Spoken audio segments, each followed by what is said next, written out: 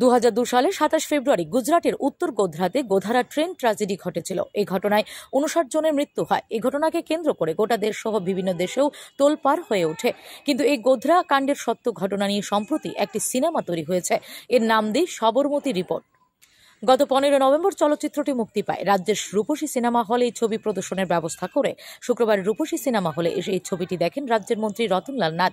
তার সাথে উপস্থিত ছিলেন মোহনপুর বিধানসভা কেন্দ্রের বিভিন্ন স্তরের নির্বাচিত জনপ্রতিনিধি এবং বিজেপি কর্মী সমর্থকরা।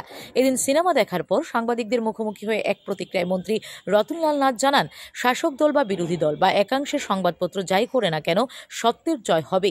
এই ছবিটি প্রমাণ করল সত্যমেব জয়তে।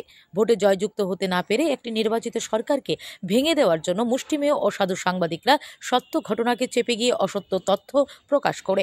দেশসহ সারা বিশ্বে এর প্রতিক্রিয়া হয়। মন্ত্রী বলেন, এই সিনেমা প্রমাণ করল অবশেষে সত্যের জয় হবে। বলার আর কিছুই নেই, একটাই বলা, সত্যমেব জয়তে। আমরা যাই করি না কেন, বিরোধী দল, শাসক দল, সংবাদপত্রের একাংশ যাই করি না কেন, সত্যের জয় হবে।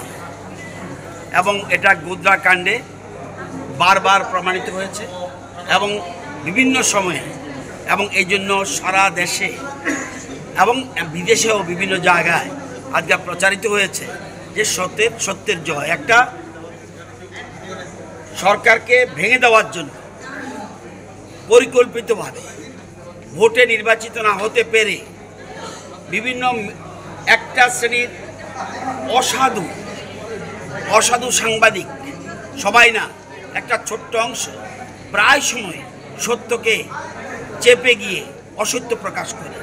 কিন্তু পরবর্তী সময় দেখা গেল সত্যের জয় সব জায়গায় হয়।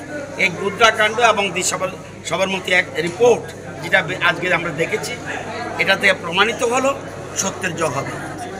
এই জন্য আমরা, আমার সহকর্মী, আমাদের জেলা সভাপতি এবং অন্যান্য যারা আছেন নির্বাচিত প্রতিনিধি, সবাই একসাথে তাদেরকে নিয়ে বাস্তব সত্যটা কী এটা দেখানোর জন্য আমরা এখানে আসা। আজকে সবাই মিলে আমরা ফিল্মটাও আমরা দেখতে পেরেছি এবং এর থেকে অনেক কিছু শিকার হয়েছে।